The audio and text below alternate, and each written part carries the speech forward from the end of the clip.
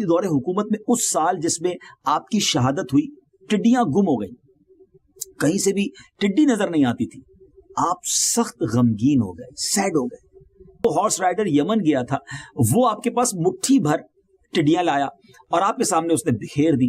جب انہوں نے ان ٹڈیوں کو دیکھا تو حضرت عمر نے نعرہ تکبیر بلند کیا اور فرمایا کہ میں نے رسول اللہ صلی اللہ علیہ وسلم کو فرماتے سنا ہے کہ اللہ پاک نے 1000 مخلوقات پیدا کی ہیں, 1000, جن میں سے 600 دریا میں ہیں اور 400 خشکی میں. کہ اللہ تبارک و تعالیٰ نے قرآن پاک کے 27ویں پارے سورہ قمر آیت نمبر 7 میں ٹڈیوں کا ذکر اس طرح فرمایا کہ قیامت کے دن جو لوگ محشر کی طرف اٹھائے جائیں گے ان کو پھیلی ہوئی ٹڈیوں سے تشبیہ دی, کیونکہ جب ٹڈیاں جمع ہوتی ہیں تو لاکھوں کروڑوں کی تعداد میں ایک ساتھ آسمان پر گویا بادلوں کی طرح چھا جاتی ہیں اور ایک ساتھ ہی وہ نکلتی ہیں. تو قیامت کے دن بھی جب ایسا وقت ہوگا کہ لوگ محشر کی طرف جائیں گے تو ایسا ہی اس وقت بھی فیلنگ ہوگی کہ بڑی تعداد میں لوگ قبر سے نکلیں گے اور میدان محشر کی طرف وہ جمع ہو جائیں گے. قرآن پاک میں ایک اور قصہ ٹڈیوں کے حوالے سے موجود ہے اور وہ بھی آج ہم آپ کو بتاتے ہیں. ناظرین, حضرت موسیٰ علیہ الصلوۃ والسلام اور فرعون کے جادوگروں کا واقعہ, one of the historical event in the history of this universe. آپ نے سن رکھا ہوگا کہ حضرت موسیٰ علیہ الصلوۃ والسلام کے مقابلے میں فرعون جادوگر لایا تھا اور بعد میں وہ سب جادوگر مسلمان ہو گئے تھے, اور مسلمان بھی ایسے ہوئے کہ پھر فرعون جیسے ظالم اور بے باک شخص کی دھمکیاں بھی ان کو اپنے ایمان سے نہ ہٹا سکیں, ایمان سے وہ کسی طرح پیچھے نہ ہٹے, بلکہ فرعون کو ایسا جرأت مندانہ جواب دیا جسے اللہ تبارک و تعالیٰ نے 19 پارہ سورہ شعراء میں آیت نمبر 50 اور 51 میں کچھ اس طرح بیان فرمایا ہے. قالوا لا ضیر انا الى ربنا منقلبون انا نطمع ان یغفر لنا ربنا خطايانا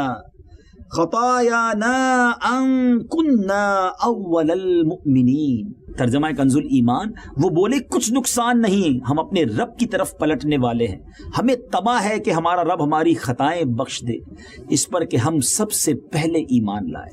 ناظرین, مگر جب جادوگروں والے واقعے اور ان جادوگروں کے ایمان لانے کے بعد بھی فرعونی اپنے کفر و سرکشی پر جب جمے رہے تو آخرکار کیا ہوا؟ پھر اللہ تبارک و تعالیٰ نے گویا ایک اور ان پر نشانی بھیجی.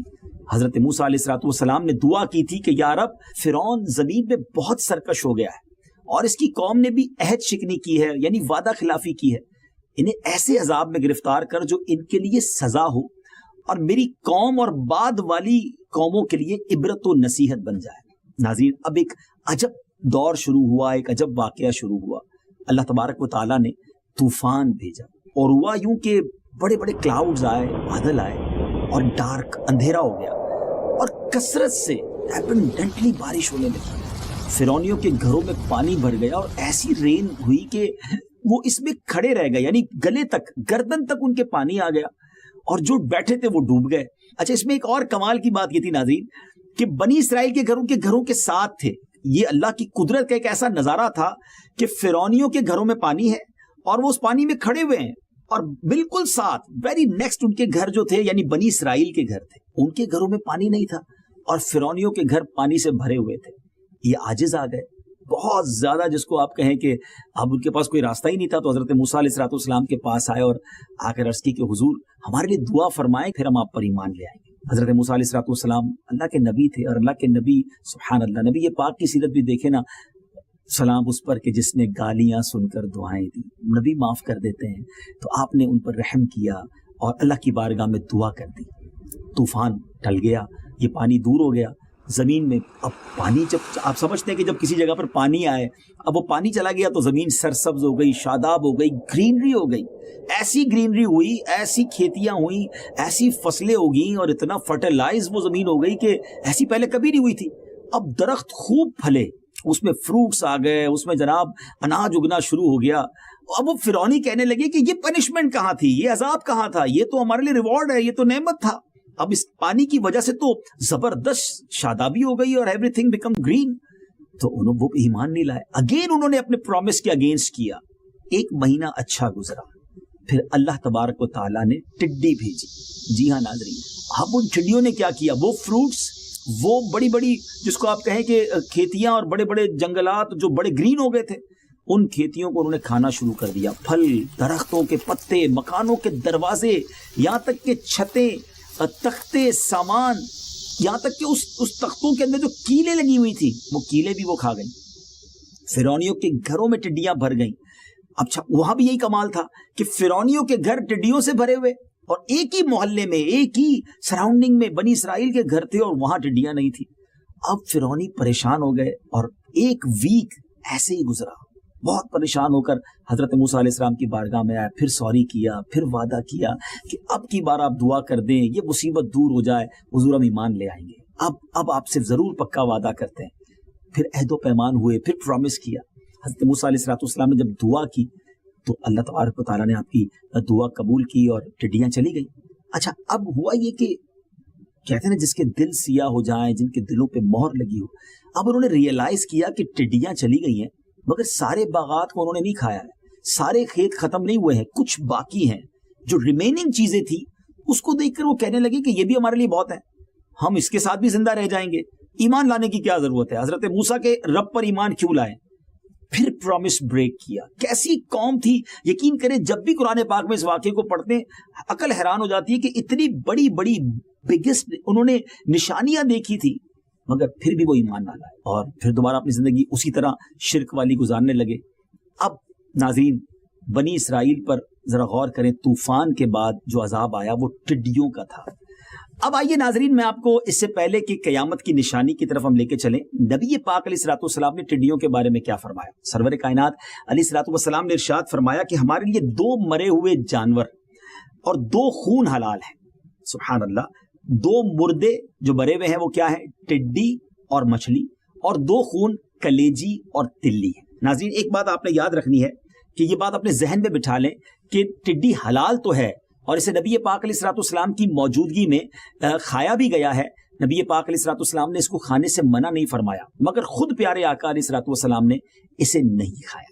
چنانچہ نبی کریم علیہ الصلوۃ والسلام سے ٹڈی کے متعلق جب پوچھا گیا، کوسچن کیا گیا تو فرمایا کہ اللہ کا بڑا لشکر ہے، میں نہ اسے کھاتا ہوں اور نہ اسے حرام کرتا ہوں. جیسے یاد رہے کہ پانی برکت والی چیز ہے، پانی تو سب کو اچھا لگتا ہے، بلکہ میری اور آپ کی لائف کے لیے کتنا امپورٹنٹ ہے واٹر. لیکن پانی جب بہت زیادہ آ جائے، رین کو دیکھ لیں نا، رین کتنا اچھا لگتا ہے، ہمارا موڈ ہی زبردست ہو جاتا ہے، ایوری بڈی انجوائنگ. مگر یہی رین زیادہ ہو جائے تو سیلاب کی شکل آ جاتی ہے، پانی بہت بڑھ جائے اور شہروں میں آ جائے تو یہ عذاب بن جاتا ہے. تو بالکل اسی طرح ٹڈی کے ذریعے جہاں اللہ پاک قوموں پر عذاب نازل فرماتا ہے وہاں یہ پرندہ برکت والا بھی ہے نا. امیزنگ بات. ابھی تک تو میں نے آپ کو عذاب کا واقعہ سنایا، ٹھیک ہے، حدیث پاک سے ذریعے پتہ تو چلا کہ کھانا حلال ہے، مگر یہ خوشی کی علامت، اس کا ہونا، یعنی ٹڈی کا ایگزسٹ ہونا، جی یہ بات ذرا سمجھیے گا. چلے میں آپ کو ایک حضرت عمر رضی اللہ تعالیٰ عنہ کا واقعہ سناتا ہوں کہ اسے دیکھ کر آپ نے خوشی میں نعرہ تکبیر لگایا تھا. اب وہ واقعہ کیا ہے، کیوں انہوں نے یہ سلوگن بلند کیا، کیوں یہ نعرہ لگایا؟ حضرت عمر کا دور تھا اور آپ کی دور حکومت میں اس سال جس میں آپ کی شہادت ہوئی ٹڈیاں گم ہو گئی، کہیں سے بھی ٹڈی نظر نہیں آتی تھی. آپ سخت غمگین ہو گئے، سیڈ ہو گئے اور آپ نے ٹڈی کو دیکھنے کے لیے ایک سوار جو ہے، ہاں ایک ہارس رائڈر کو یمن کی طرف اور ایک ہارس رائڈر کو عراق کی طرف بھیجا اور ایک سوار جو تھا وہ شام یعنی سیریا کی طرف بھیجا اور ٹڈی کے بارے میں لوگوں سے پوچھتے تھے کہ کیا کچھ ٹڈیاں دیکھی گئی ہیں. آپ بھی سوچ رہے ہوں گے کہ حضرت عمر کو یہ ضرورت کیوں پیش آئی. بتاتا ہوں آپ کو، پہلے ذرا دیکھیں ٹڈی ملی کہ نہیں.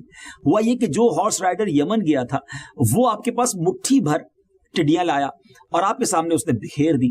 جب انہوں نے ان ٹڈیوں کو دیکھا تو حضرت عمر نے نعرہ تکبیر بلند کیا اور فرمایا کہ میں نے رسول اللہ صلی اللہ علیہ وسلم کو فرماتے سنا ہے کہ اللہ پاک نے 1000 مخلوقات پیدا کی ہیں، 1000، جن میں سے 600 دریا میں ہیں اور 400 خشکی میں، اور سب سے پہلے ہلاکت میں ٹڈی ہے. جب ٹڈی ہلاک ہوگی تو دوسری مخلوقات لگاتار ہلاک ہوں گی، یعنی پھر یہ ایک سلسلہ ہے. جیسے آپ دیکھتے ہوں گے نا تسبیح میں لڑی ہوتی ہے یا جو نیکلس ہوتا ہے تو لڑی میں دھاگے کے اندر کچھ موتی ہوتے ہیں یا دانے ہوتے ہیں. جب اس لڑی کا دھاگا ٹوٹتا ہے نا تو پھر ایک ایک کر کے سارے دانے گر جاتے ہیں نا، تو بالکل اسی طرح ایک کے بعد ایک مخلوق ہلاک ہونا شروع ہو جائے گی جب قیامت قریب آئے گی. یعنی یہ حدیث پاک ہے کہ ٹڈی جو ہے وہ قیامت سے پہلے گویا غائب ہو جائے گی, ہلاک ہو جائے گی. جیسے احادیث میں کئی اور بھی نشانیاں ہیں, دجال کا فتنہ, امام مہدی کا ظہور, حضرت عیسیٰ علیہ الصلوۃ والسلام کا آسمان سے اترنا, یہ بھی قیامت سے پہلے ہوگا. یاجوج ماجوج, انگریزی میں اسے گوگ مگوگ کہتے ہیں, ان کا نکلنا, دابت الارض کا خروج وغیرہ, یہ قیامت کی جو نشانیاں ہیں. اسی طرح ٹڈیوں کا مکمل بالکل خاتمہ ہو جانا پوری دنیا سے, یہ بھی قیامت کی نشانیوں میں سے ایک نشانی ہے. تو ناظرین, اب ہمارے ایپیسوڈ کے اینڈ کا وقت قریب آ گیا ہے اور امید ہے کہ آپ کو یہ بات سمجھ آ گئی ہوگی کہ ٹڈیاں ہیں تو اس کا مطلب ابھی قیامت دور ہے, ابھی قیامت کی وہ والی نشانی پوری نہیں ہوئی ہے. ہمیں چلا ہر ایپیسوڈ میں جب ایک نشانی پر بات کریں گے تو آپ کو بتائیں گے کہ قرآن و حدیث کی روشنی میں یہ نشانی ہو چکی یا ہونا باقی ہے. تو بہرحال اللہ پاک سے دعا کرتے ہیں کہ ہم سب کو ایسے اعمال کرنا نصیب فرمائے کہ ڈے آف ججمنٹ جب اللہ کی بارگاہ میں حاضر ہوں تو ایسے اعمال ہوں ہمارے پاس کہ ہمیں جنت میں داخلہ مل جائے, رب کی رحمت نصیب ہو جائے. یاد رہے قیامت کی نشانیوں کے بارے میں تو آپ سن رہے ہیں, مگر ڈے آف ججمنٹ میرے اور آپ کے اعمال کا اکاؤنٹ ہوگا, حساب ہوگا. ایسے اعمال کیجیے کہ قیامت کے دن شرمندگی نہ اٹھانی پڑے. اللہ روز قیامت بھی مجھے اور آپ کو شرمندگی سے بچائے اور وہ خوش نصیب جو تھاؤزنڈز کی تعداد میں ہوں گے اور بلا حساب جنت میں داخل ہوں گے. اللہ تبارک و تعالیٰ مجھے بھی اور آپ کو اس میں داخل کر دے.